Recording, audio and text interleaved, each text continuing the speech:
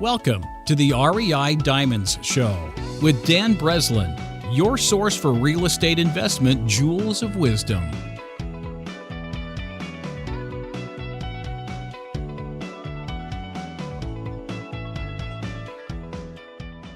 Welcome to the REI Diamond Show. I'm your host, Dan Breslin, and this is episode 156 on negotiating no money down commercial real estate deals with Peter Conti. This episode has personally been one of my most anticipated. Peter has written quite a few well-known books that a lot of real estate investors around the United States have made a lot of money on the knowledge over the last 20 or so years since they were written. Those books are on little or no money down deals specifically, and I've read them all. The first of which was back in 2006 before I did my first deal.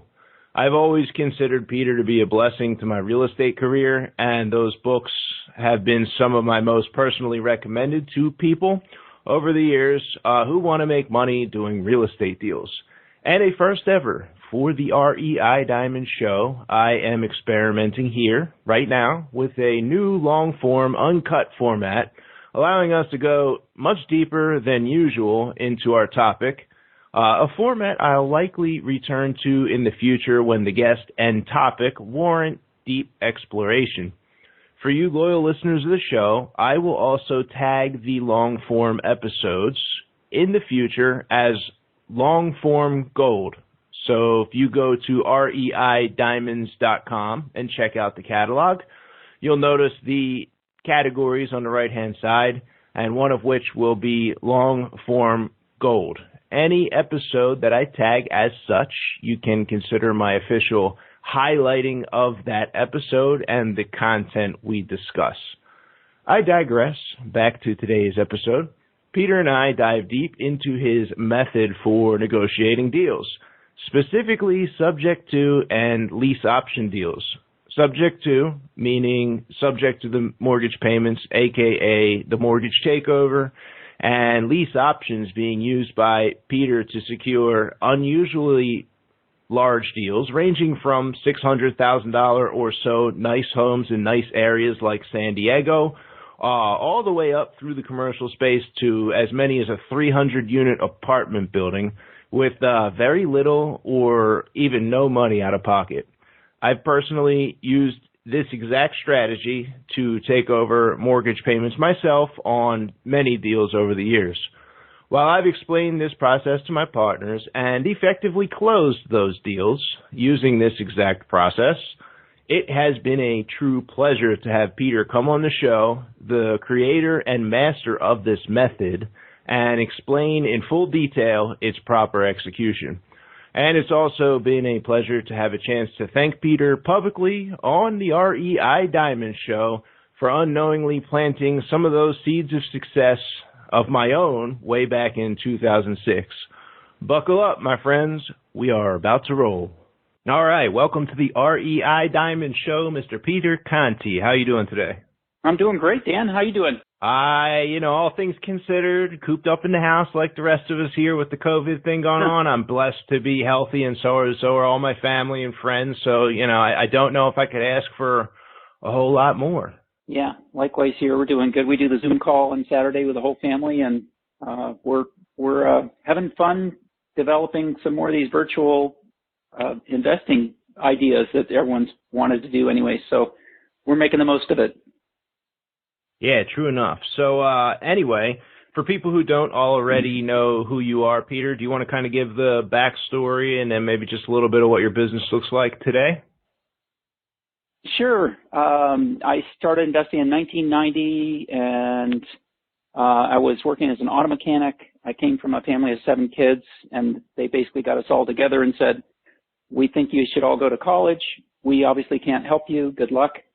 And so I kind of made my way and, hadn't gone to college, was working as an auto mechanic, but I wanted to do more. And I read some books about real estate and realized maybe I could, if other people could do it, I figured if I could just follow what they did, I might have to work 2 or 3 times as hard as they did, but I could eventually get there. And so I got going and used a lot of creative strategies over the years to get into doing commercial real estate, and then had, a lot of houses and lease purchase deals all over the country and stuff. And it's been a really fun time. I've enjoyed all the time in real estate investing, and I've had some changes over the last, we'll say decade, that have affected my life in a big way. Maybe we can touch on those a little bit later. But my thing has always been the creative side of things. I have bought properties with down payments and new loans, but most of what I've done and most of what I've helped people with over the years has been creative stuff, in commercial master lease, owner carry financing, buying subject to, leaving the existing financing in place, stuff like that. So I first heard the auto mechanic story back in 2006 or 2007, if I had to guess. And I didn't mention this before we hopped on our show, but this was an interesting episode. I've been looking forward to this for a long time, to have you on the show here. In 2006, I got in the business. I guess I was running pay-per-click ads. And someone from your office called out of the blue, and they're like, hey, we got these investing books, and we're going to send you one. I'm like, okay. It just seemed like kind of a scam. And I didn't have money to engage for any of the, the further stuff, but I did get making big money in foreclosures without the use of your own cash or credit. And I was broke, and I was on a Greyhound bus on my way upstate Pennsylvania to I was going to, flip houses with this partner up there in Allentown or something. And I'm reading your book, and I'm reading the stories in there, reading your story. And I remember feeling so inspired at the time, Peter. I wanted to just get off at the next stop, and I felt empowered. I could just march down any street, start knocking on doors, and put a deal together. And shortly thereafter, I ended up doing some other deals and built the business a little bit different. But I did. Thank you for sending the book. I never even paid for the book, but it was very impactful for me. The knowledge, the information, the language patterns, everything that was in that book was phenomenal.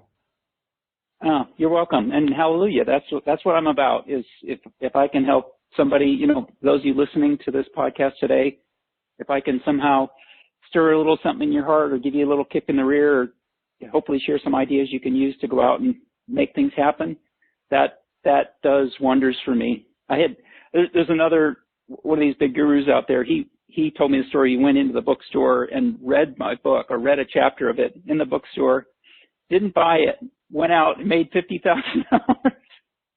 And he said, I didn't buy your book, but I made lots of money. Thank you very much.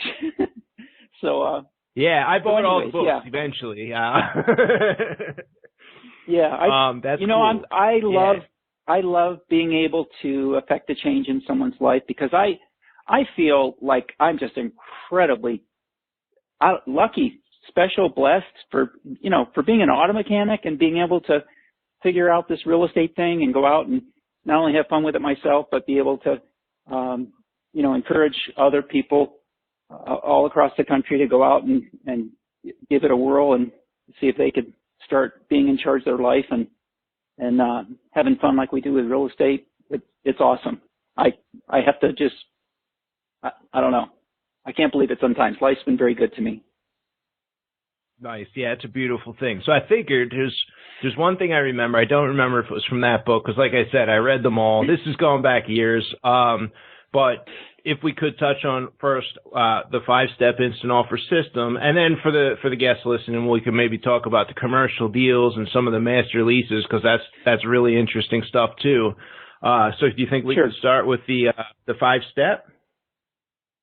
Yeah, absolutely. The instant offer system is a system we developed to give anyone a template to run on when they are putting a deal together, whether it's with houses or commercial properties. And the thing that holds it all together is the very first step, which is creating rapport. And creating rapport, to me, is about making friends fast.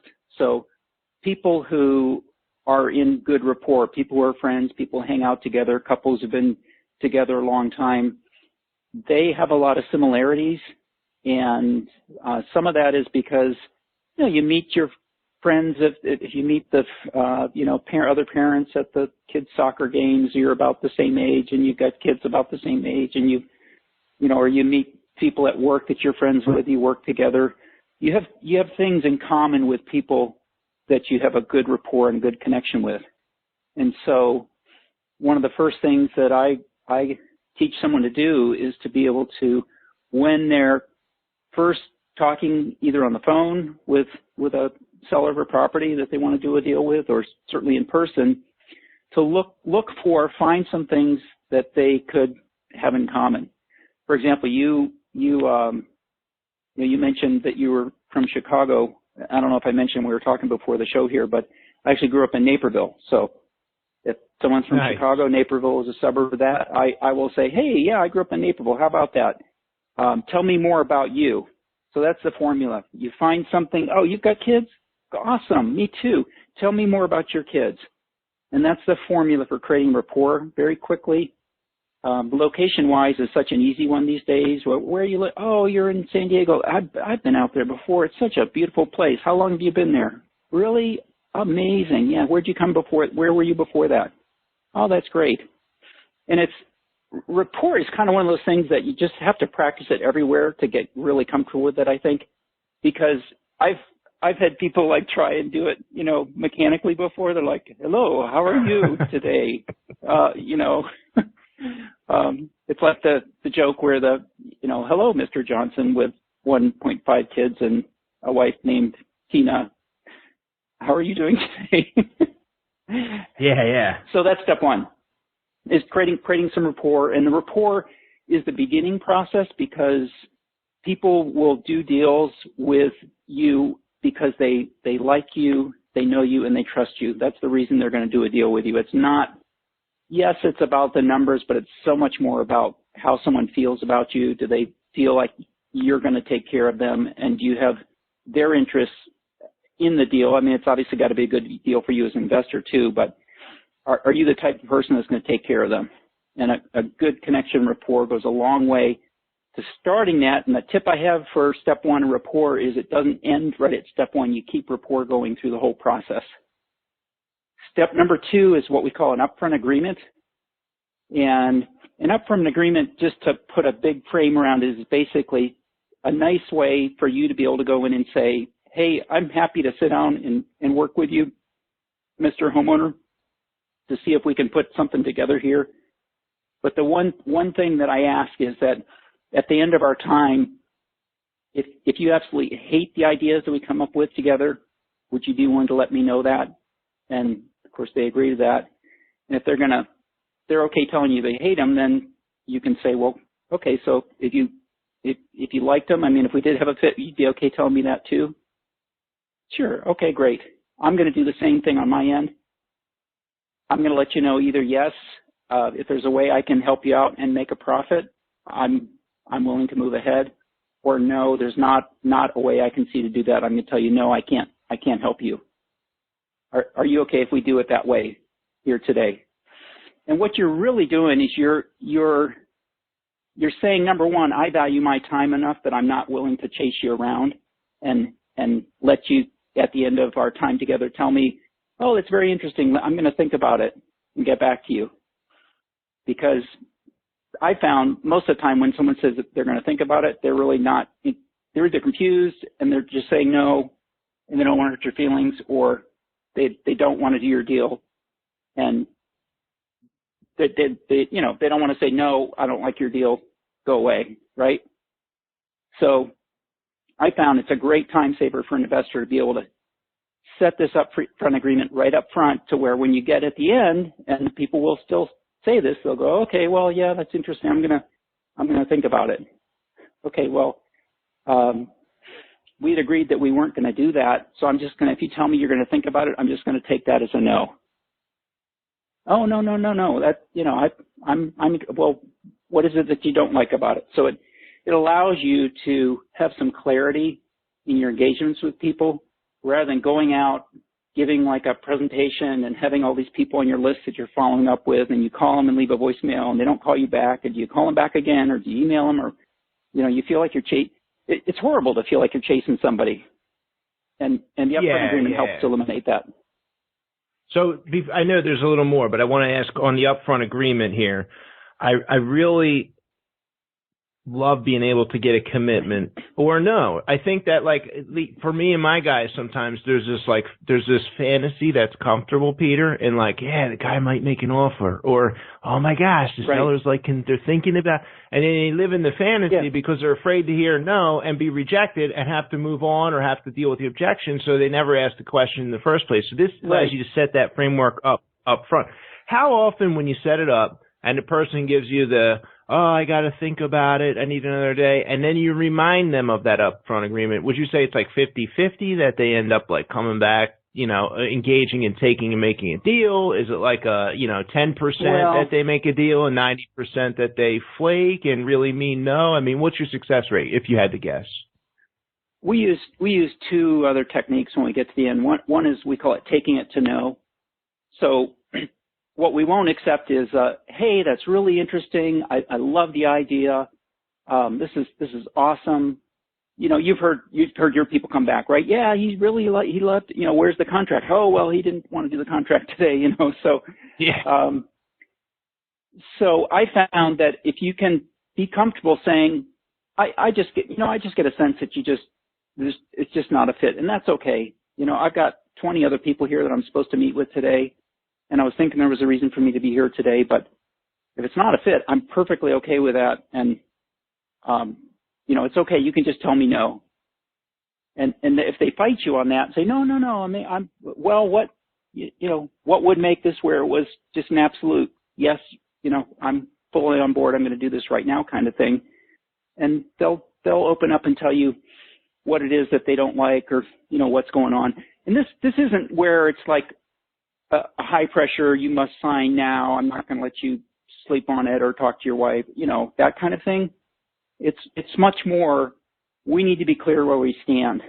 So taking it to no is the one thing technique we use. The other one is, I don't have a name for it, but just a scale of 1 to 10. I'll say, okay, great. So on a scale of 1 to 10, with 1 being, you can't wait for me to get out of here, you just hated every bit of this and you can't wait for me to leave, and 10 being is it's an absolute go. Where are you on that scale of 1 to 10? And I understand you need to whatever, sleep on it, talk to your wife, whatever, they're telling you. I found if someone doesn't give you an 8 or a 9, that it's a no. If they, 7 sounds like for us optimists, like, oh, they're, it's a go, but 7's not a go. And then when they give you the number, whatever the number is, your next thing to say is, okay, well, what would it take to get you to a 10? And what we're really doing is we're looking for ways to connect and empathize with property owners, whether they own a commercial property or a house, and get them to open up enough to share what's really going on so that we can dig into our toolbox or ideas or creative methods or whatever we have to come up with, hey, here's a way that I could solve that problem for you. But sellers don't want to tell us that, right? Because they know that weakens their position if they let on that they've got a medical situation and they need money or, whatever, or they're going bankrupt or divorce or, people have all kinds of problems, right? So, and the upfront agreement, I will tell you, is one of the harder steps to really master. I think for the listeners of this podcast, if you can just get in your idea that your time is really valuable and you need to be willing to value your time enough to say, I'm willing to spend time with you, and in exchange for the time I'm going to spend with you, I'm going to ask that we're clear, after we're done talking today on where we stand. Right, why would you say that's a hard step? Do people just avoid it and think it's not important when you're dealing with people and teaching it? Do they, are they afraid to say, like, why is it hard? It's hard because you're kind of taking charge. You're kind of going in, and instead of saying, hey, let's sit down and let's talk and let's put a deal together, you're saying, it's almost like you're saying, now wait a minute. I can work with you, but here's the conditions under which I'll work with you. And that's a little uncomfortable for some people. The other thing is, well, when I teach people the instant offer system, most of them, they kind of forget the steps and stuff, which is why I try and script everything out for people and help them with the language patterns. But they'll get to the end, and then they'll kind of forget to. They get excited because someone is giving them positive feedback, and oh, that's really interesting. I've never seen something like this before. Gosh, I could see how this would really help us. But they're not getting the deal itself done. So they get excited about maybe having their fish on the line, and then they forget to have this part where they say, okay, well, I'm not really clear on where we stand, and I had told you I wasn't going to take a think it over. In fact, if you tell me think it over, I'm going to take it as a no.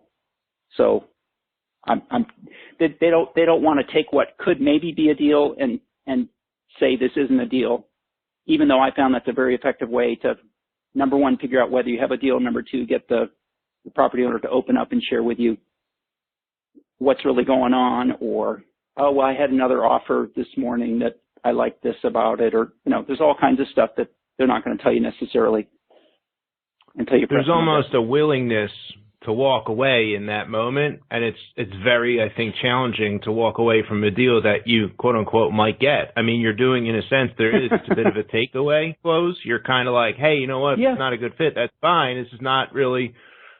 We discussed the upfront agreement. I told you I wasn't going to waste your time. I'm standing here with you right now. I'm like heading out. You know what the environment is out here. Everything's shut down. Like as you can imagine, Mr. Seller, that my company's receiving a lot of inquiries right now for people that want us to buy their house. Like I'm happy to do this here with you today, but like I said up front, we agreed to kind of let each other know if it was not going to be a good fit. So it's sounding like it's not a good fit, maybe. Exactly right. Yep. Exactly right. So that's step two. Okay. Yep. The third step is the motivation step. And the motivation is kind of the most critical step. We have a saying that's motivation before money, because money is step 4. And everyone always wants to jump to the numbers. In fact, I knocked on the door of a guy's house one time, and he opened the door and he said, okay, what's your deal? And I'm like, whoa. I haven't even seen the house yet. I don't even know, do I want this house? Is it even a good time to be buying a house? Playing the role of the reluctant buyer, which you're familiar with. So in the motivation step, our goal is to basically get the owner to tell us all the other options that they have available to them besides working with an investor, and to tell us why none of those other options are going to be a fit, right? And this avoids going through and, hey, we can put this deal together and it's going to be like this and it's going to be great for you. And then they say, oh, well, no, I'm going to list it, or I'm going to do this other thing or whatever. So for someone with a house, what are some of the other things that they could do besides sell it to an investor? What's one of them? We could rent out the property. Sure. You could rent out the property, and the formula we use in the motivation step is basically, so you could rent out the property, which would mean blank, and in that blank we're going to put a bad thing, but we're going to talk about it like it's a good thing. So if it's renting it out, we would say, oh, that's great. Yeah, you could rent it out. The good thing about that is with you, moving a 5-hour drive away from here, you're going to get to be able to, enjoy a lot of audiobooks and things in your drive when you have to come out here and deal with tenant issues and stuff. And that's awesome. I mean, most people don't take time to just really, enjoy themselves like that. And you got a nice car that, drives nicely. So that's great that you're going to be able to just handle all that and be, really enjoying it. And then of course that puts them in the position where they can come back and say, oh, what are you talking about? I don't want to deal with that. Or if they, what else? So what else have you tried? Well, we listed it with a realtor. Okay. You and I know that if they listed it with a realtor and it worked, that we wouldn't be there as investors, right? So correct. Some of these questions you ask are they seem kind of dumb, but when someone is in the situation where they have a problem and they need to solve it and they've been thinking about it day and night, they don't see these questions as dumb. So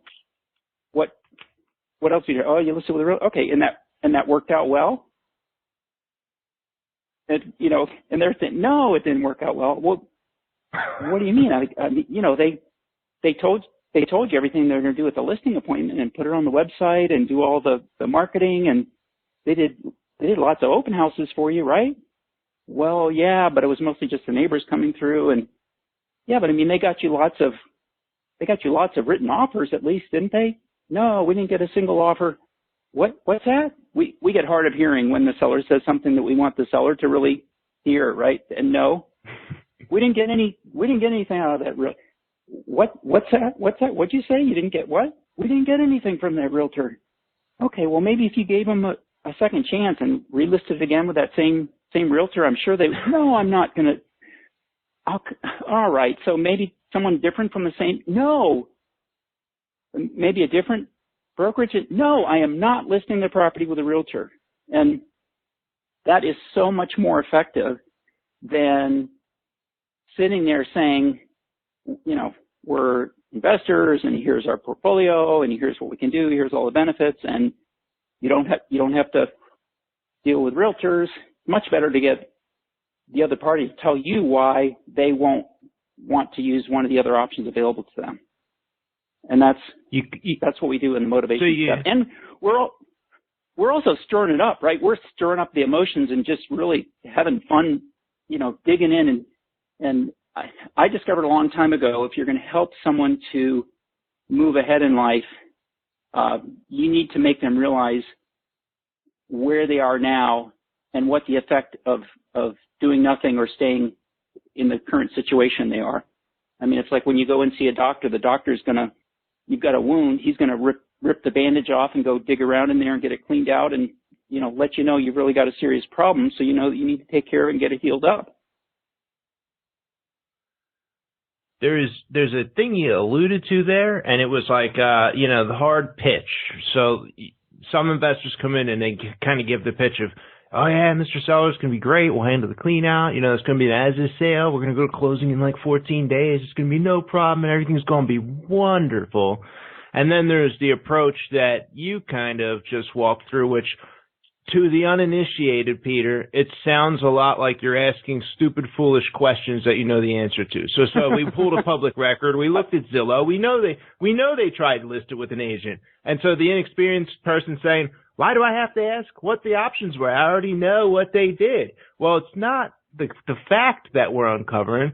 It's the emotional journey that must take place to arrive at a place where, you know, the money that we're getting ready to talk about here is palatable, is a viable option, even a good solution. Like without this emotional journey that we have to guide a seller on, you know, you're sounding a lot like the other non-reluctant buyer, the one that's chasing the deal too hard. This is an as-is sale. It's clean. It's going to be we buy houses as is.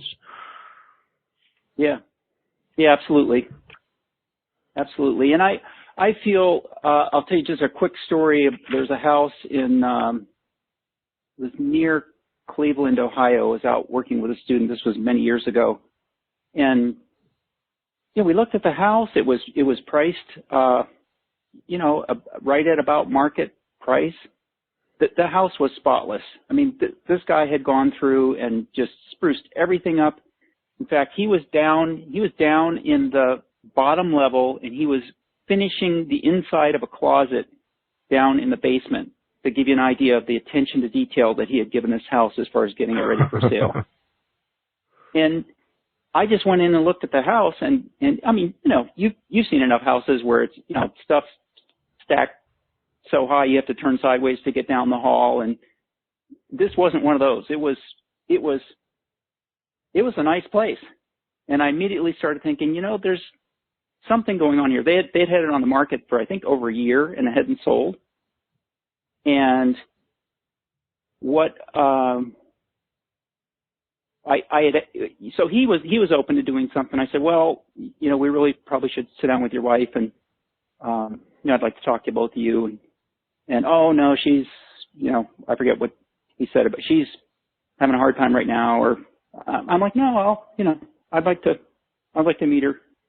And so I met his wife, and she was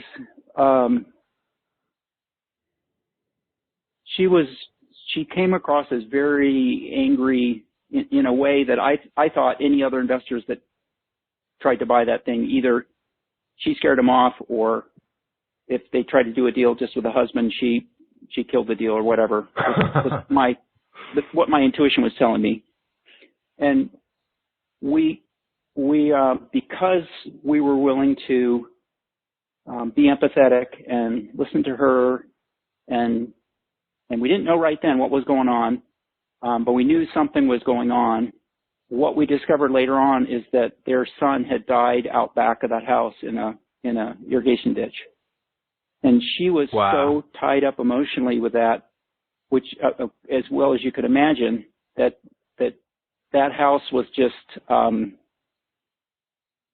I don't know what to compare it to. Maybe an anchor dragging her down, or just where she was just stuck. She was just stuck there. And we put a deal together on that house. It was a lease purchase deal, and it was a good deal for us. I think it was a good deal for them too, because it allowed her to finally be able to close that door and hopefully start to heal emotionally and move on. And so you just never know what someone's going through.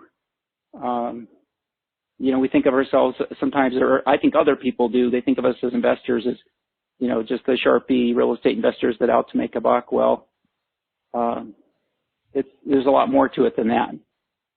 So that's the power of being willing to really dig in and connect emotionally and find out what's going on with the seller. One of my mentors years ago, he said, well, we just want all cash. Okay.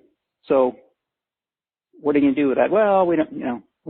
Okay. Well, so if I paid you all cash and it was just sitting here on the table, if I came back here 2 weeks later, it would still be a pile of cash. Oh, no. Where would it go? What are you going to do with it? Let's see if we can find a way to get you that same result.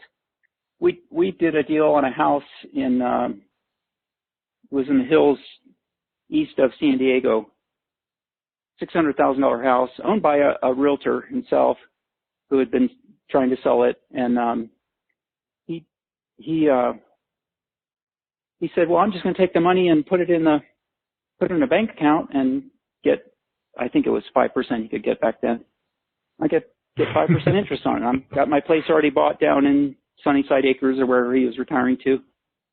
And we said, okay, well, that's great. If we could find a way to get you that same thing, would that be worth us spending any time talking about? Or you'd probably hate the idea, huh? Using some negative phrasing there, because we know that people, when they're stressed, they're going to tend to disagree with us. So we make it where when they disagree, it's like they're saying yes. That's what negative phrasing does. So if there's a way we could get you that same result. Now, notice I'm not saying, well, we could do an owner carry loan with blah, blah, blah, blah, and have a, interest rate and balloon. I'm using very plain language describing what they could get out of it.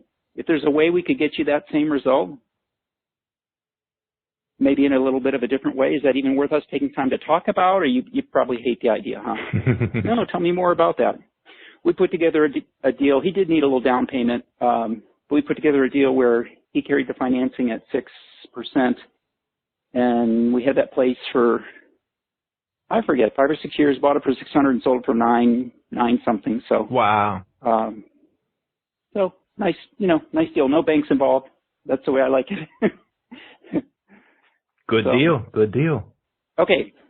So step number 4 is the money step, and our saying that we have, and I'll mention again, is motivation before money. So if you find yourself talking numbers or getting into the details of the deal before you've really dug in and found out what the seller's motivation is, and I think the mistake most people make motivation-wise is they'll ask them, okay, well, why are you selling? Oh, well, because whatever. My daughter moved and to a different state, and we're going to move to be closer to her. That might be the reason, but it's probably, if they're motivated way we need them to be to do a deal, is probably something else going on in addition to that, or that's much more of an issue for them than that. So sometimes it's just a matter of going back and asking and poking and prodding and finding out what that motivation is. During the money step, we want to get clear on all of the financial details about the property. We want to soften them up on their price, both as far as the value that they want to get for the house, and if we're going to be coming in and cover their payments or any of that type of stuff. We want to soften them up a bit on that. I insist on knowing how much they owe against the property and what their current payments are. And sometimes I'll be working with a student and they'll say, oh, well, they wouldn't tell me that. Well, that's a pretty good indication to me that you probably don't have a good rapport and a good connection. Number one. Number two, if someone says at that point in the conversation, well, why should I tell you that? I'm going to say, well, because I'm here to help you out and I need to know all that information if I'm going to help you out. If you're not willing to share that, then I don't mean to be rude, but I've got 15 other houses to go look at today, and I just had a sense. I felt a sense that maybe I should be here to see if there was a way that I could help you out and put something together here today. Maybe I was wrong. I don't know. Oh no, we owe X amount, right? So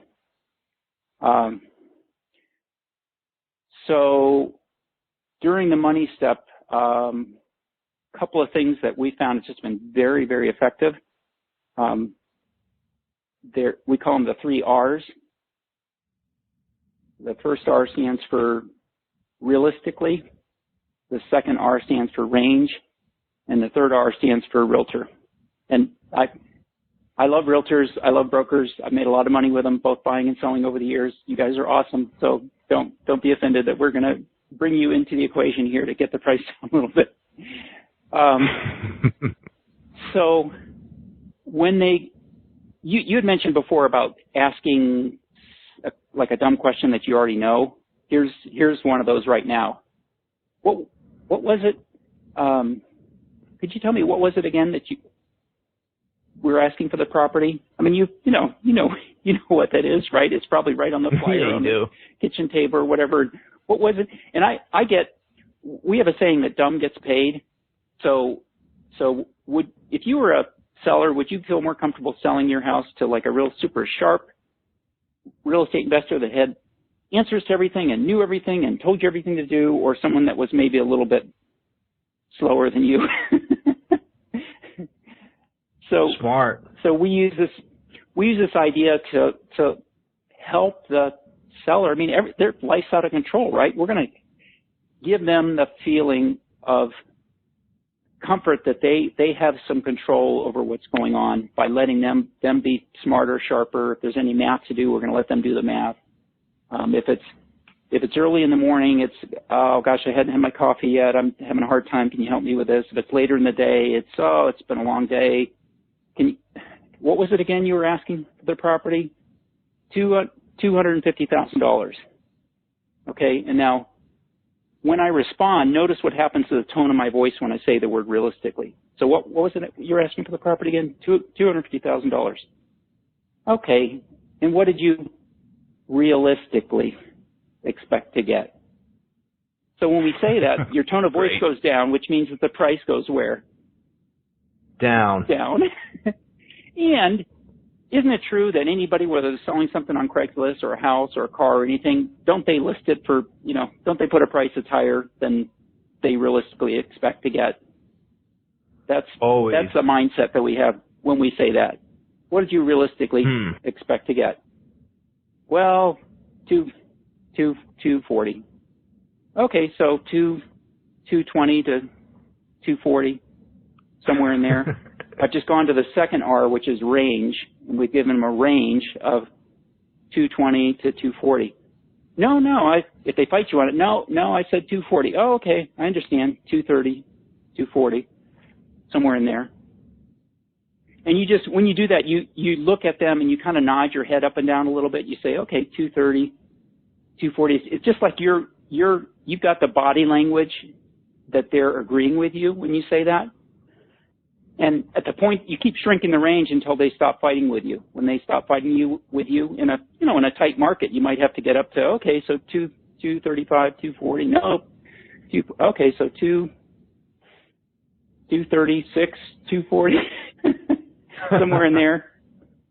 And these, these don't work like magic, but these 3 R's really I've had people come back and say, you made me $10,000 just doing that thing. So this is great stuff. So, we're going to use the range, whatever number they stop fighting us at. If they stop fighting us, say it's going to make the math hard, but that's okay. Say they stop fighting us at, if I said 240, 250, and they said, yeah. Or if I said 235, 240, and I said, okay, well, let's say I got them down to 235, 240, and they said, yeah, somewhere in there. That means they just agreed pretty much to 235. Now we're going to bring our third R in, which is realtor, and the language we use is critical here. We're going to say, Mr. Mrs. Seller, if you had a realtor that showed up and told you they could have this thing handled, completely done and sold within 30 days, bring you a buyer at that 235 price, you'd probably tell them to go take a hike, huh?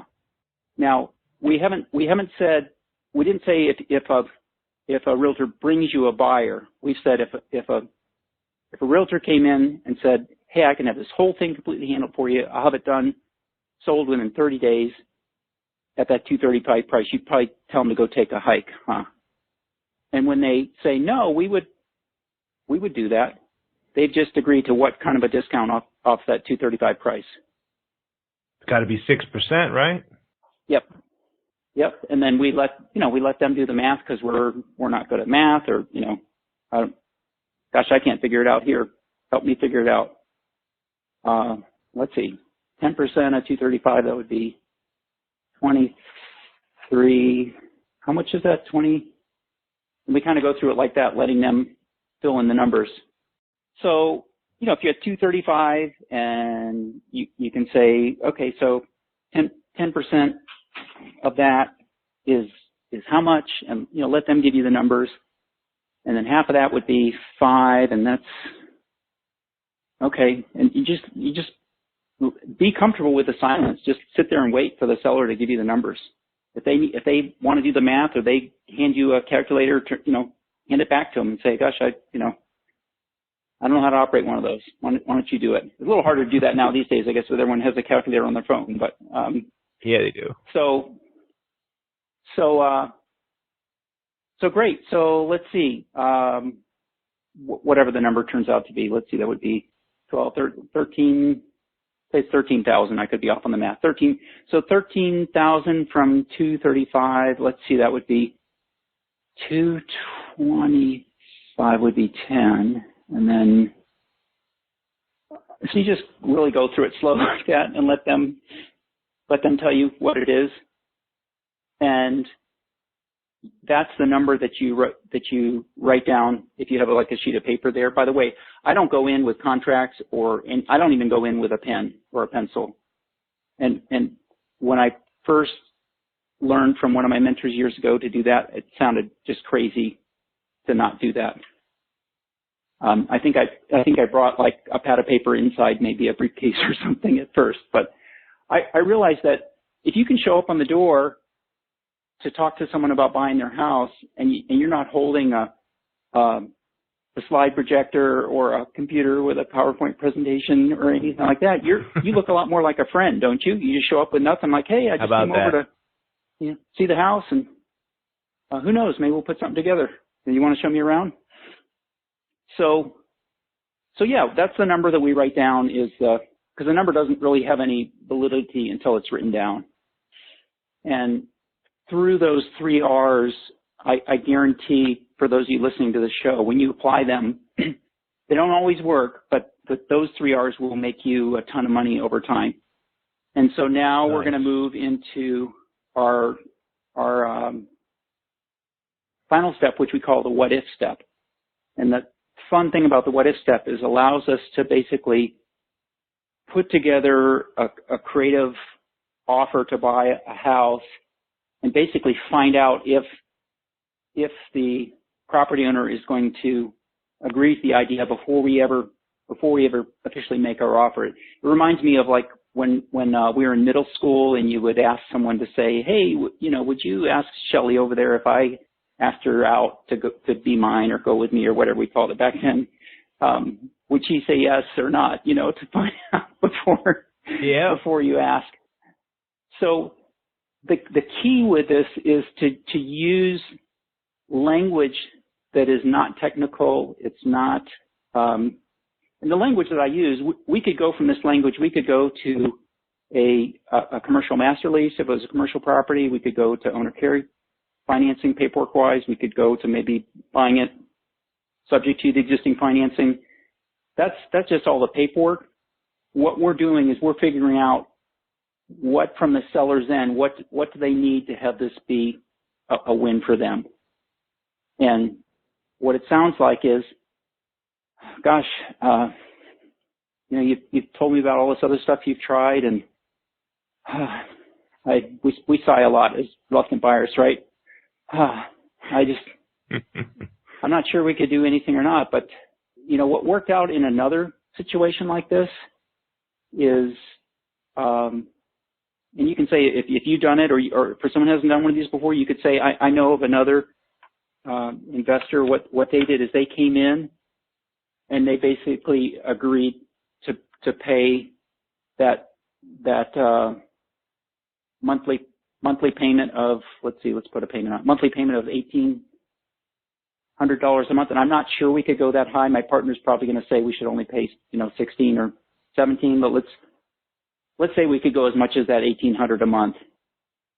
And, we'd come in, we'd pay you that over a period of time. And at some point down the line, we'd come up with a way to cash you out of the property. Is that something that is even worth us spending any time talking about, or you probably hate the idea, huh? Very much negative phrasing. We know they're going to want to disagree.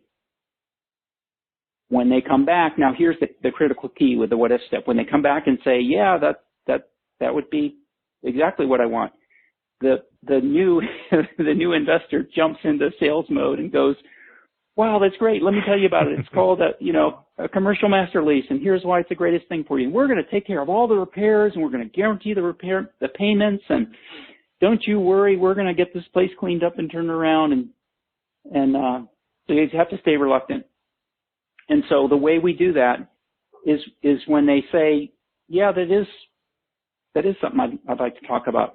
We pick out one of the benefits in there, and we turn it around into this, oh, okay, I understand you want to talk about that. I'm curious, what is it about, and we're gonna push on whatever we know their biggest button is. So if they've had major tenant issues, or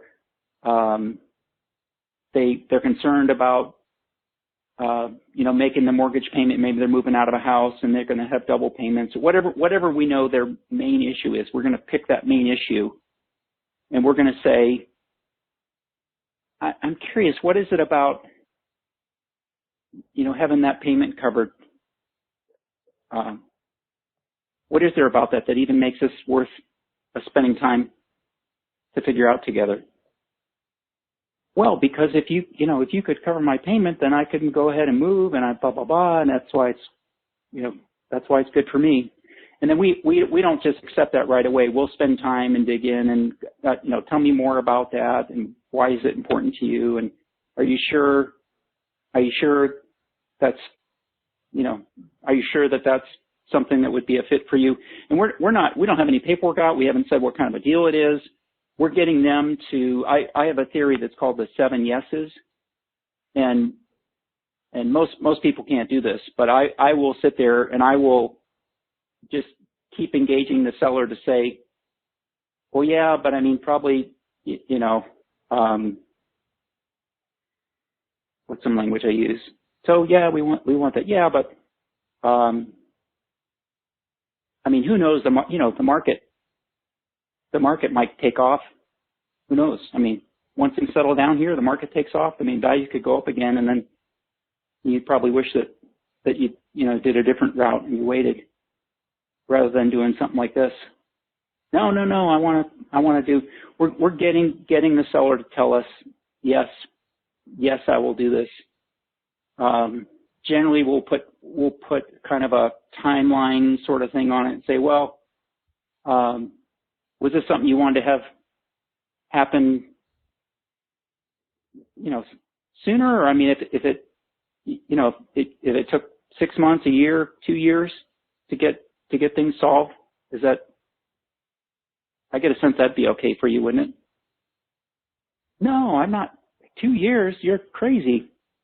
I need this thing done right away. Okay, so if it was 6 months, no, I can't. I need it done now. Oh. Okay, so, well, I guess this is worth us trying to figure out together. So we'll basically get the seller to give us the components of the deal we're putting together and struggle through it with them together and fight them on everything, being the reluctant buyer. Okay, so, gosh, it's been a long day again. I'm sorry. So with the price, you said the price would be $225 to $230. No, I told you $235. Oh, that's right. You told me $230, $235. We're throwing the range technique back in there again. And then that payment of, I know you want the $1,800. My partner's, he's going to say like $1,500, $1,600 maybe. But you want that much? $1,700, $1,800? I got to have $1,800. Okay, let's say we could do it for $1,800. We'd have to figure out how long we're going to go. And this is a big mistake people make with creative deals. They'll ask the seller without putting this framing language in front of it that I'm going to share with you in a moment here. They'll ask the seller, how long would you go if we were doing a commercial master lease on an apartment building? And the answer for the seller is what? 3 months, right? Or, a year, something like that maybe. And then if you start at a year, you're trying to negotiate them up to 5 or 10 years, which is where I typically get these things negotiated to. It's a hard slog to get from 1 year up to 10 years. What we found is when you use this language, you say, we'd have to figure out how long of a term. My partner's going to want to go a medium length of time. We put a label on that. My partner's want to go to a medium length of time of 5 to 7 years, and he may even want to go longer than that. What's the longest you could go, keeping in mind that the longer we go, the closer we could come to that, $230, $235 price that we talked about. And so when you framed it that way, typically they're coming back and saying, some people say, oh, I don't know, I guess I could go 5 years. But, they might say, oh, gosh, 3, 4 years maybe. But then at least you're starting at 4 years, and then there's ways that you can negotiate them up from there to go longer. With a creative deal, what you're doing is you're not fighting them on price like, so many people wholesaling houses and I buy cash do. You're working the other side of the equation. I learned from my very first mentor, he said, Peter, you can have your price or you can have your terms, but you can't have both. So if you can get great terms and buy a property without having to put much of your own money in it, or maybe just the money to fix it up, not have to go out and get a new loan, and you have a deal on that property that's good for, 5, 6, 8, 10 years, the longer the better. The longer a creative deal is put together, the more sure you are that you're going to make a profit in that. Because we can't predict, like right now with everything that's going on, we can't predict what's going to happen over the next couple of months or even probably the next year. But we know if we look at a nice piece of property in a decent area, we know, and I feel confident that 10 years from now, that property is going to be worth quite a bit more than it is right now today. A ton of solid gold there. I want to underline and point out for anyone listening that your tonality and your pauses and the slowness in the tempo, all of that was like very, very intentional and designed throughout that entire process. It wasn't like you were literally scratching for what you said to the seller. That's what you're doing in the presence of the seller to get the result that you're looking for. I think it it's important to remember that, and it's like really worth for people to kind of like go back and listen to that one again, because that stuff was solid gold throughout. And you're doing this not just one of the things you just mentioned here, Peter, which I think is a very interesting takeaway. Back in 2007, I read the book, and as you were talking, I remember doing all this stuff on these terms deals, and I ran out and I signed up like 4 or 5 or some like ridiculous number of like mortgage takeover subject to deals, using the language. It was happening so often that like some of them I had to like cancel them. Like, oh, I don't even want this thing anymore. It's like, it was like magic to see it start to work. But, the nice piece of property in a decent area as an investment philosophy. So like over your, 1990 to 2020. So it's like 30 years, experience of investing. Can you talk about maybe if there was a transition, maybe you always started with looking for somewhat desirable properties in desirable areas. Maybe that desirable property became larger multifamily, larger commercial, so that was more bang for your buck in the time you were investing. But could you maybe like talk about your revelations when it came to like the properties and the types of deals that you were trying to work on? Certainly, toward the height of what you were up to. Yeah. Well, I think with commercial properties, like with I'm putting together a small group of people right now to go out and do commercial lease options together. And what I'm teaching them is you need to start out in more of the C-class areas. For someone not familiar with commercial properties, is C-class. A-class is new, 10 years or built 10 years ago or newer. B is 20 years or newer. This is, quick picture. C-class is, built 30 years ago. Working class neighborhoods. And when I went into some of these neighborhoods when I was first investing, it seemed kind of out of my element. It seemed like this is a safe neighborhood to me. But what I found was when you pick these neighborhoods where you don't want a war zone, you don't want, gangs and gunfire and stuff like that. But there's people that live in these areas that they've lived there all their life. Their relatives live on that street. They work right down the street. They know the area. That is home to them. And to be able to find an area like that to get started in, I think is very helpful, especially with commercial, because those properties, especially the smaller ones, 5 units to up to maybe 50 units, that's an area where it's more, mom and pop owners. It's not a real estate investment trust that owns the property. It's a real person that has real problems that you can find somebody that's going, they're going through. I did a 12-unit property. They were getting divorced. I got them to bring $10,000 to the closing to pay me to take over the property.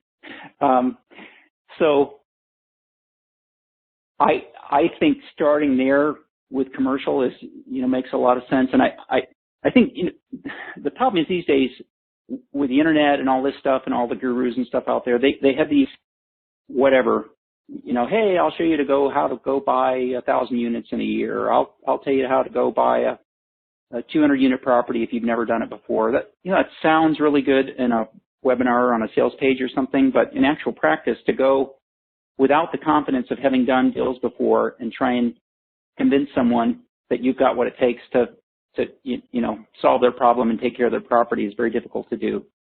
So I believe in taking baby steps and getting started with some smaller deals at first. Now, the nice thing about doing creative stuff on houses is you can do nice homes in nice areas with creative transactions, although you're not going to buy the house that was just listed 2 weeks ago that everything's spruced up and it looks like Better Homes and Gardens. Generally, there's something going on, either a situation or problem with the owner. There's railroad tracks out back, or the house just needs paint and carpet and cleaned and spruced up. I mean, houses get worn down slowly, so people don't notice it over the 20 or 30 or 40 years they live there. And so, those are the houses that we like to find, are ones that really don't need much of anything besides just a little paint and cleanup.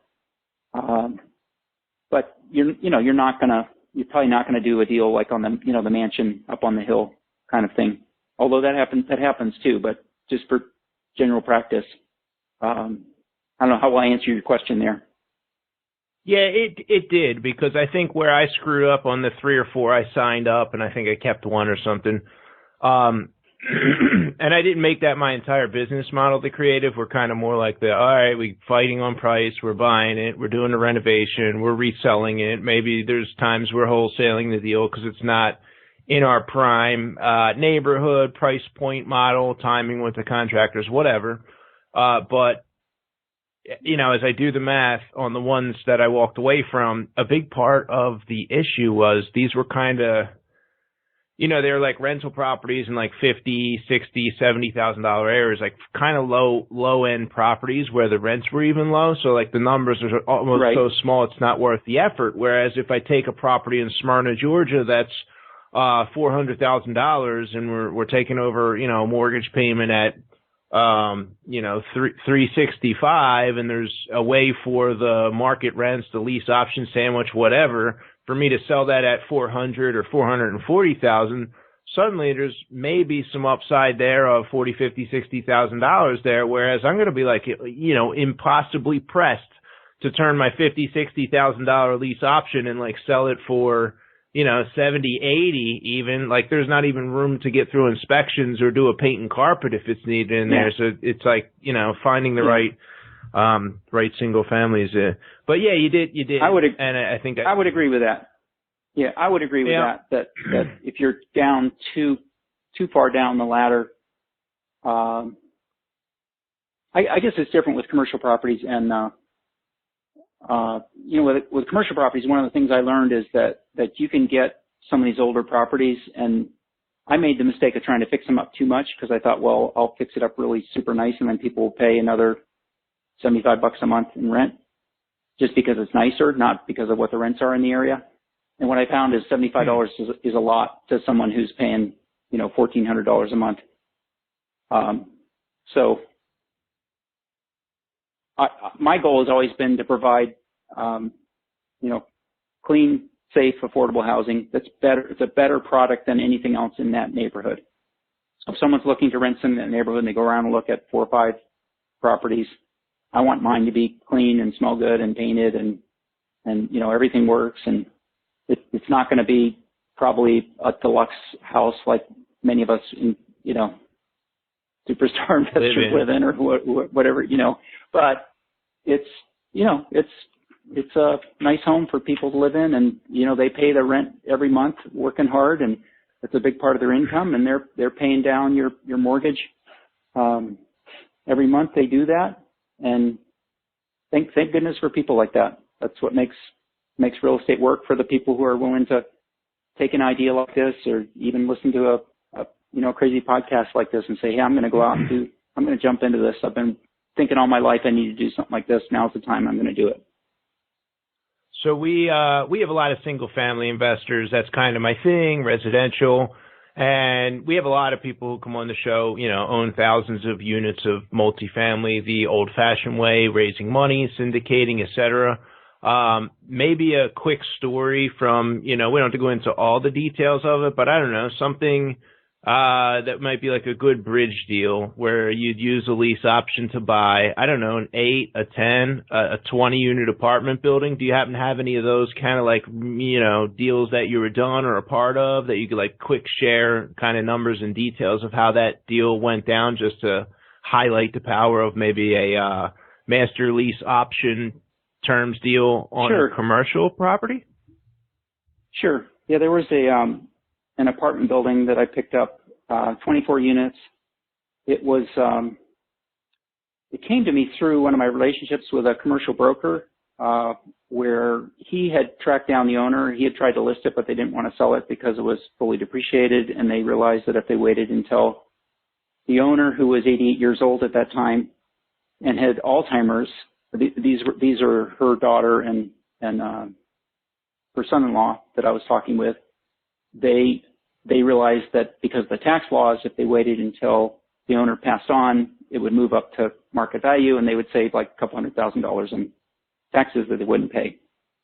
And so they didn't want to list it, and the the broker said, here, I can't do anything with this. Why don't you, he didn't have an idea what I did, but he said, why don't you see if you could do something with your, whatever method you use. And I met with them and took a look at it. Their problem was, remember we talked earlier about finding out what the real problem is. The problem was they needed $3,000 a month to pay for her nursing home care. The property was free and clear. It was only generating $2,000 a month. I found out a big reason it was only generating $2,000 a month is because the property management companies have been really soaking them for fees and stuff over the past couple of years to the tune of about $1,000 a month. So I looked at it and realized, shoot, I can manage this thing myself for a while to get, going and turned around. So I can get that $3,000 a month out of the property. I managed to meet them out at the property on a day when there was an issue with the boiler in the boiler room. The dark, like, spider webs and dim light bulb. And there's like a foot and a half of black water on the floor. And the guy standing there in his dark blue suit, the guys that charge, whatever, $150, $200 an hour overtime on the weekends, he's sitting there looking at it, and there's bubbles coming up, coming up from the floor, whatever, the piping under there. And it looks like a nightmare, right? It's not a nightmare. It's, it's like whatever, $10,000 or $15,000. It's not a problem, right? So, but it was good to meet. It's like negotiating on the house. One of my students did a deal. He met the seller out back by the smelly dumpsters where he put the deal together. So, oh gosh. So what we agreed to do was to pay $3,000 a month, and we agreed even to pay the. This is quite a few years ago. Was $450,000 was what the broker was going to list it for. And then the other thing that I haven't mentioned yet is that the rents were low, which is why with what we're doing right now is we're basically putting lists of commercial properties together, and then we're going out and doing research to find out what the rents are on every single property in a market area. And then we're focusing rifle shot wise rather than shotgun wise on those properties with below market rents. So nice. Basically put together a commercial master lease, $3,000 a month. The purchase price was $450,000. The time period was when she died, then we could exercise our option, and that was the deal I put together. And I took that deal to one of my mentors at the time and said, "Hey, I put this deal together. I just want to see what you thought." And he said, "That's an amazing deal. That's awesome." I said, "Well, how can I make it better?" So the only way you can make it better would be if you got them to carry the financing after you bought it. So I went back to him and I said, I like this deal.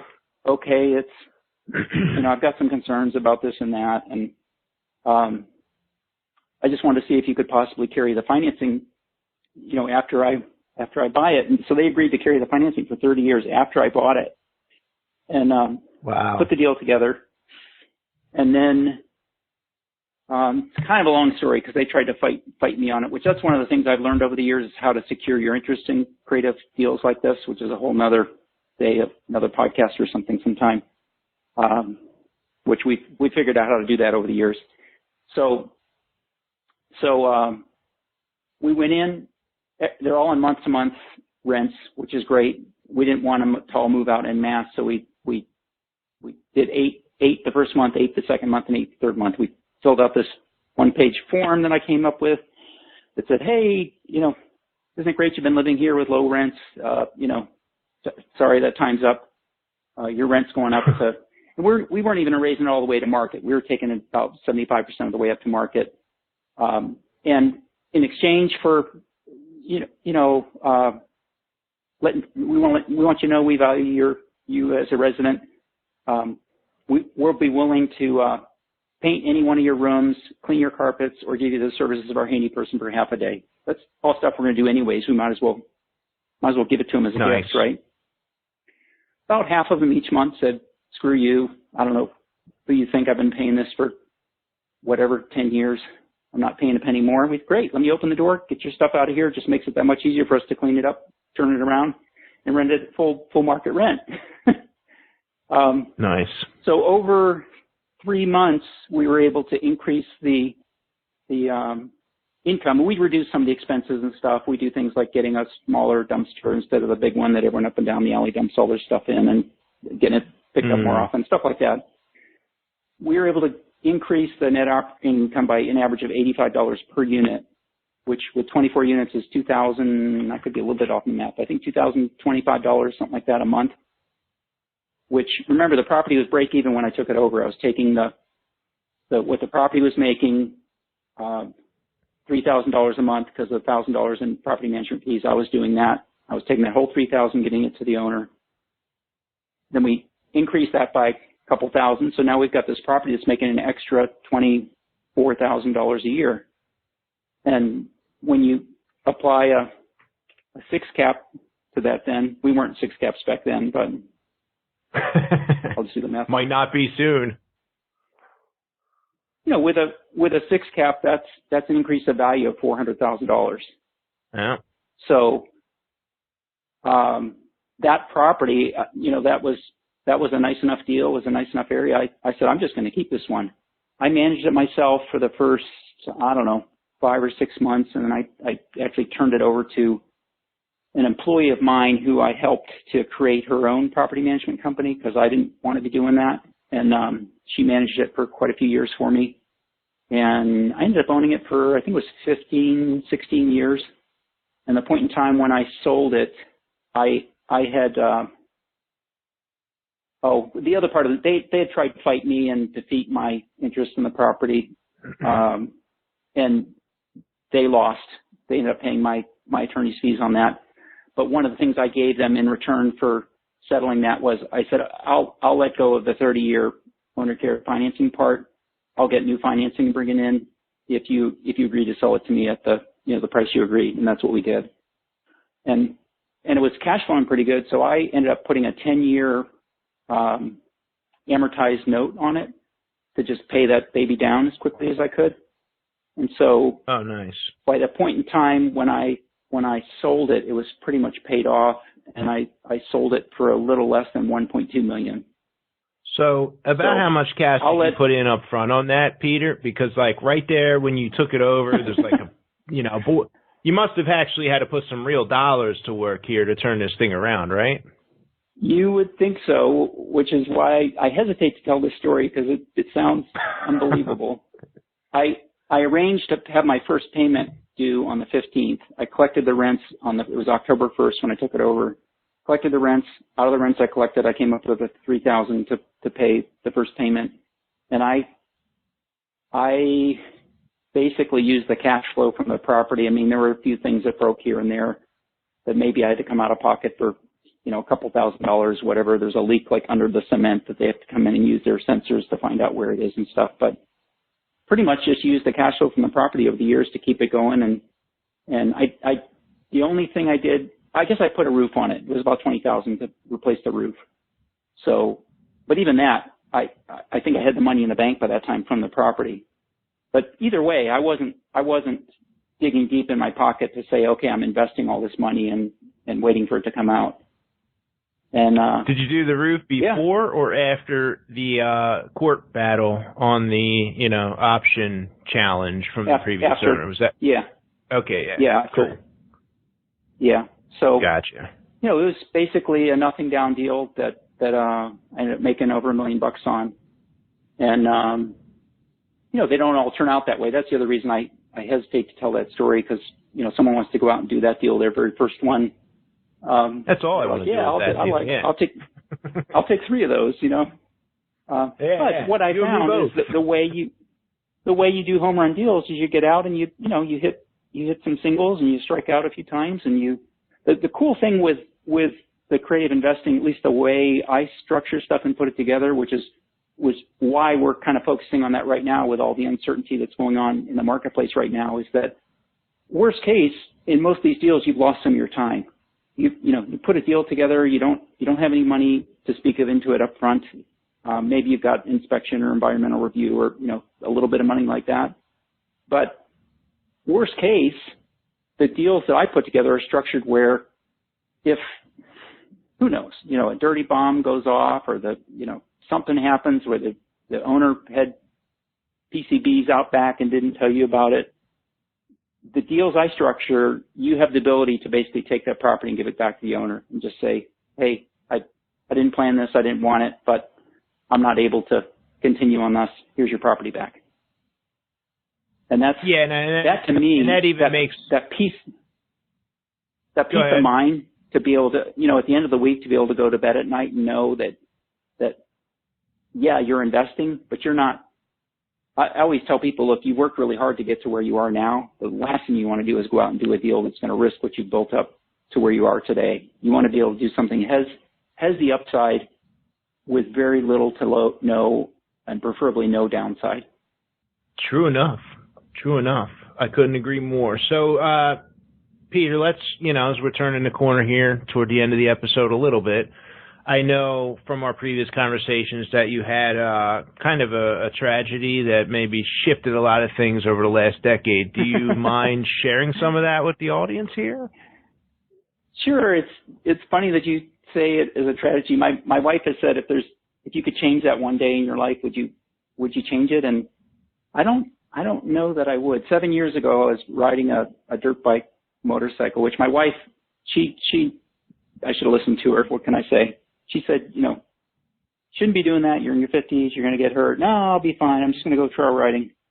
And so the problem is where I live, it's about an hour and a half to, get the bike somewhere where you can ride around on some guy's farm.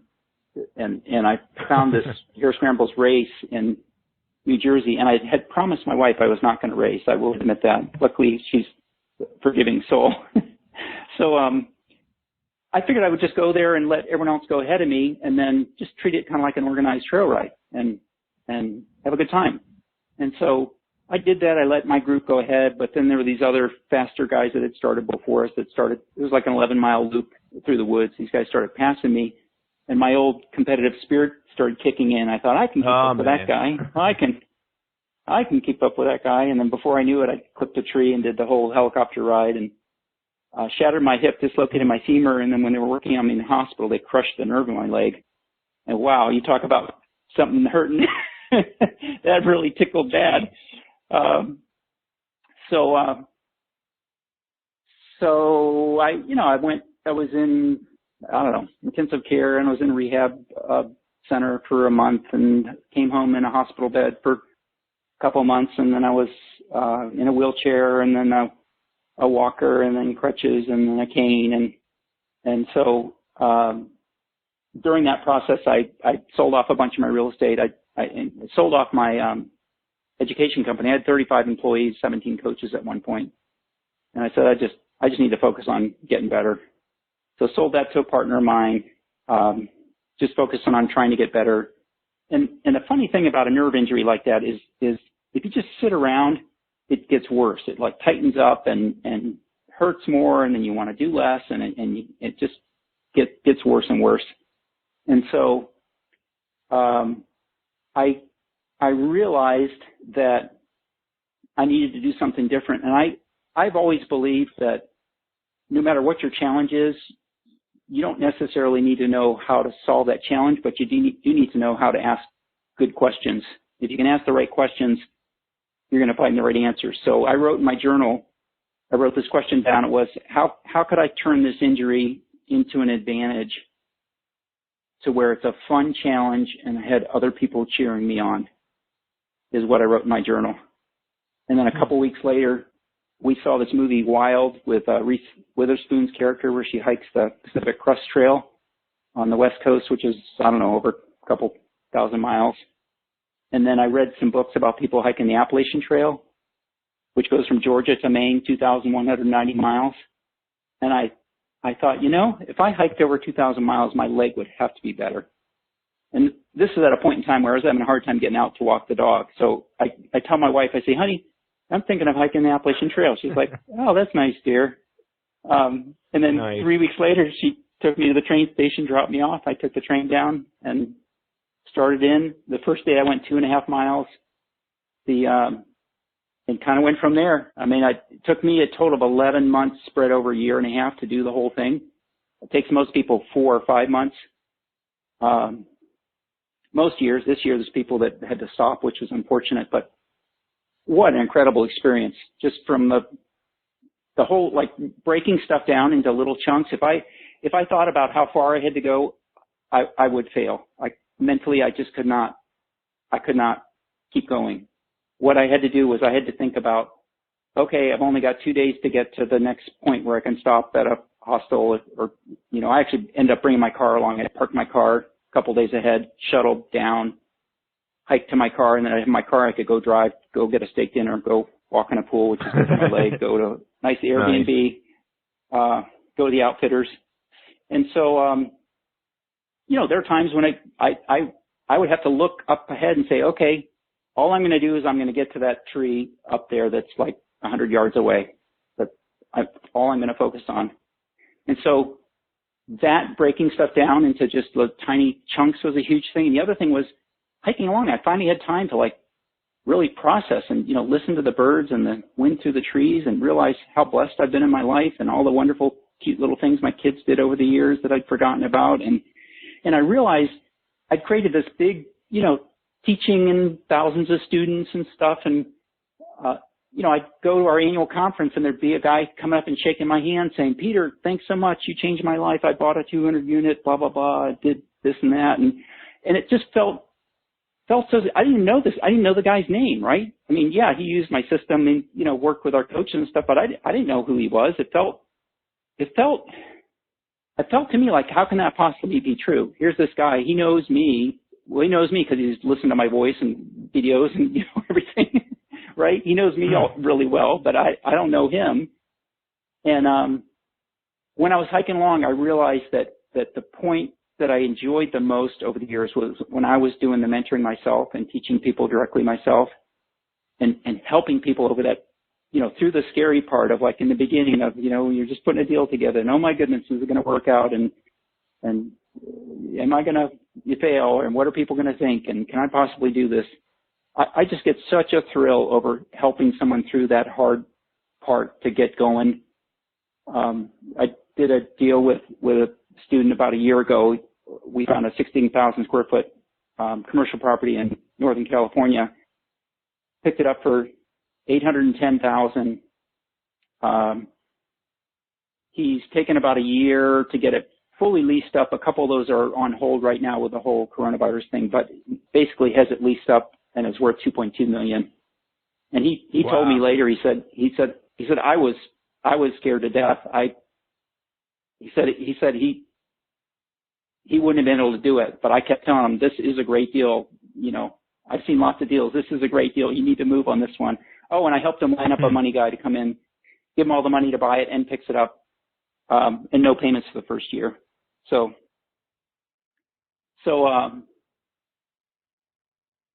what I realized was that I was going to do things different afterwards. I was going to basically, I was blessed to be at a point where I had all the time, all the money, all the opportunity. I could do whatever I wanted to at this point in my life.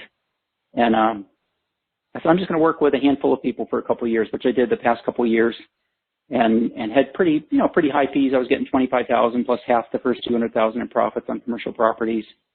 And so lately I've decided to put together a group going after really the best parts of commercial real estate, doing commercial lease options where we're looking to acquire properties using either commercial master lease, owner carrier financing, or subject to. There's 8 profit activators that we go through to look at things, raising the rents is one of my favorites, adding coin laundry, things like that, to where you can either implement those or you can just take a property that has the ability to have the net operating income increased and document that carefully in a package that we put together for investors, to where we can take that package and say, here's the deal. We've already got creative financing in place. Here's the upside. Here's when you do all these things, put a little capital into it. Here's how much it's going to be worth. And then we use a contract assignment to basically get a nice fee to get a chunk of money and be out of the deal. Or, if it's a decent deal and nice property, a nice area, keep it yourself, or bring an investor in to give you some money for a chunk of it so you can make a little money up front and give them some equity. And in my 30 years of investing, I've never seen a better time than right now to be getting out doing any type of real estate, whether it's the commercial lease options or someone going after houses or whatever you're doing. If you're listening to this podcast, you've been waiting for the right time. right now is I think the very best time to get out there with just all the uncertainty out there. Yeah, there's a few more things you need to be careful about right now.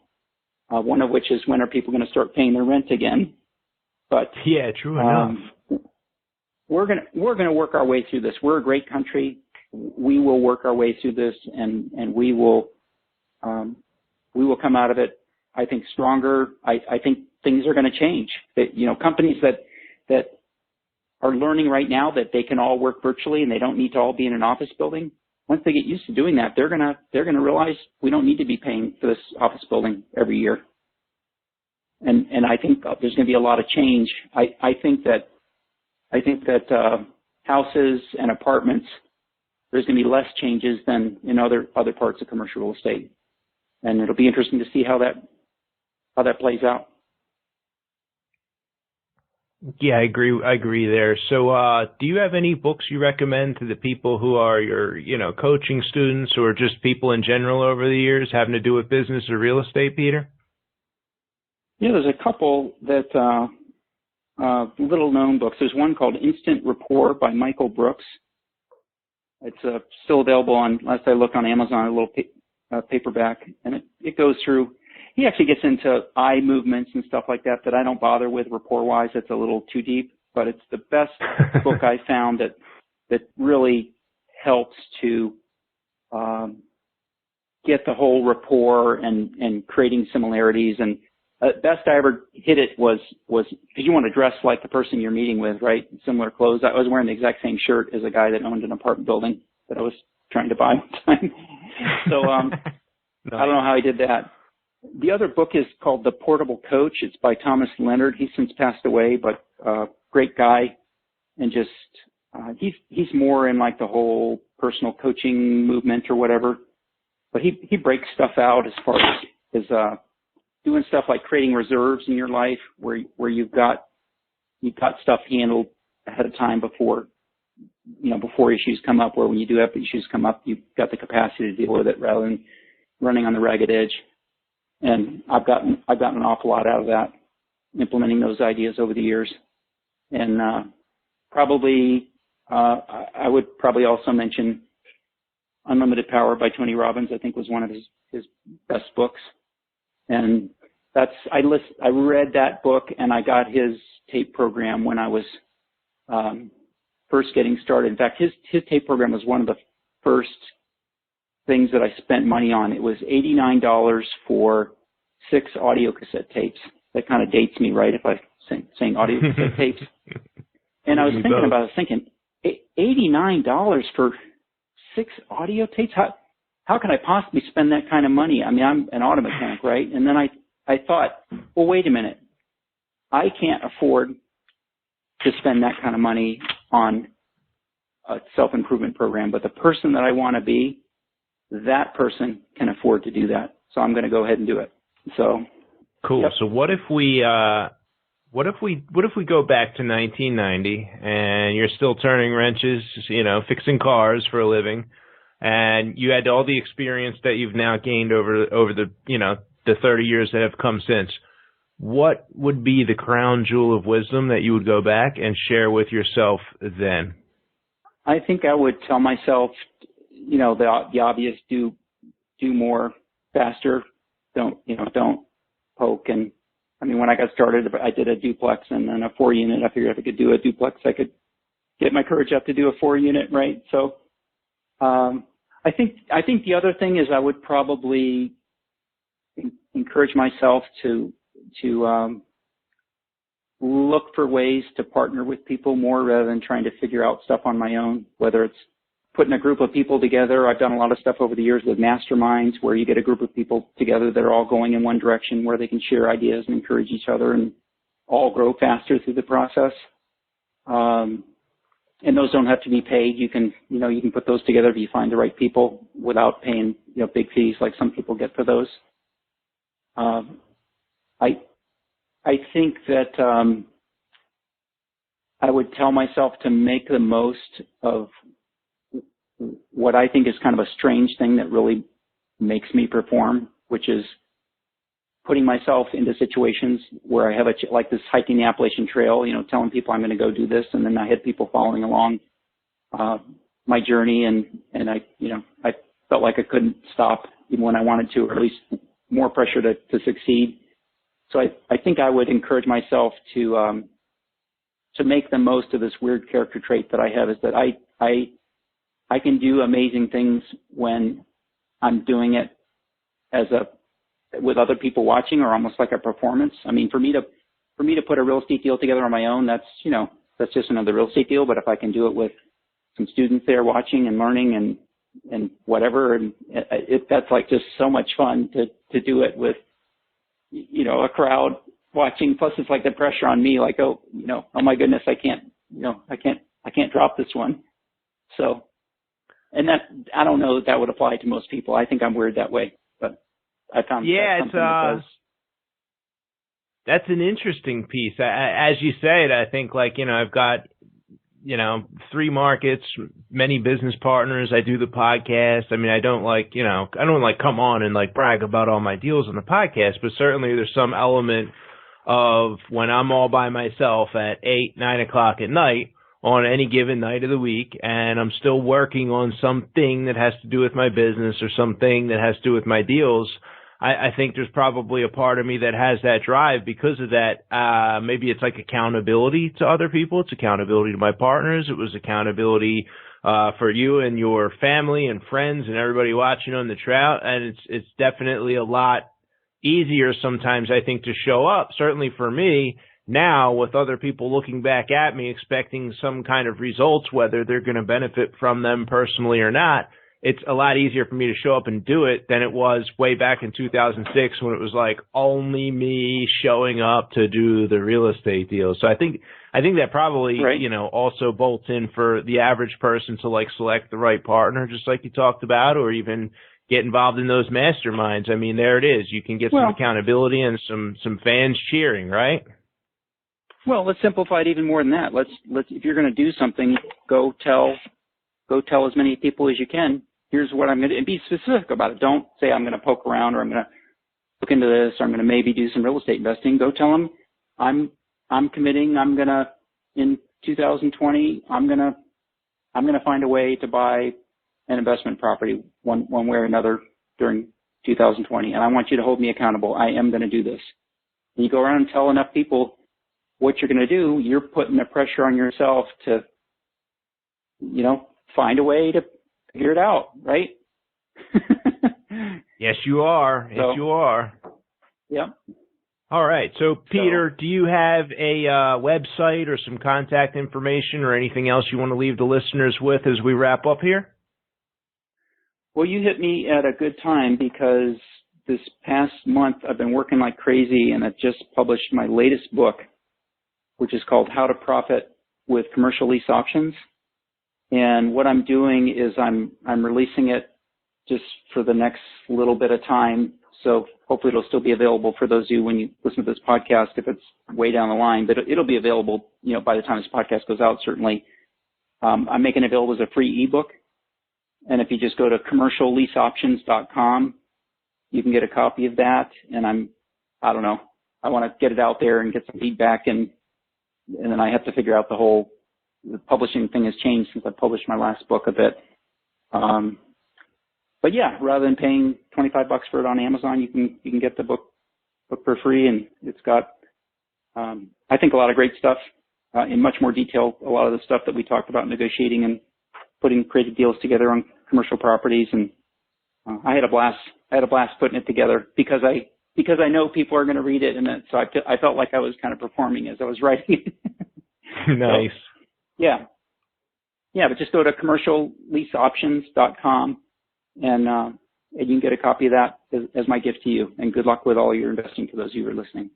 Absolutely. Hey, Peter, we are at the top of our time together here. I really, really sincerely appreciate you closing out the distractions of life and giving us generously of your time and wisdom. And hey, thanks again for sending me that book years ago. I don't know if I'd be where I'm at today, right now as we speak, if it wasn't for, that seed planted years and years ago. So I appreciate your time, appreciate you coming on the show.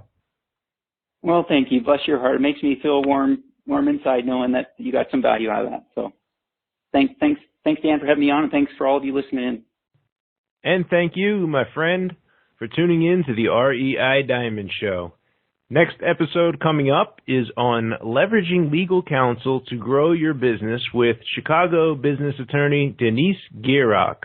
Highlights of that episode include buying and selling companies, as well as a few personal strategies for succeeding through the coronavirus shutdown. Are you enjoying the REI Diamond Show? Did you know that you can find these episodes posted on podcasting apps, including iTunes, Google Play, and Stitcher, as well as YouTube itself? Be sure to subscribe to receive early notification of new episodes. You can also sign up for the Saturday new episode notification email at reidiamonds.com. Accredited investors seeking double-digit returns investing passively in my real estate deals can go to www.fundrehabdeals.com to request information and also upcoming private mortgage investment opportunities. That concludes today's show. Catch you on the next one. Thank you for listening to this episode of the REI Diamonds Show with Dan Breslin. To receive email notifications of new weekly episodes, sign up at www.reidiamonds.com.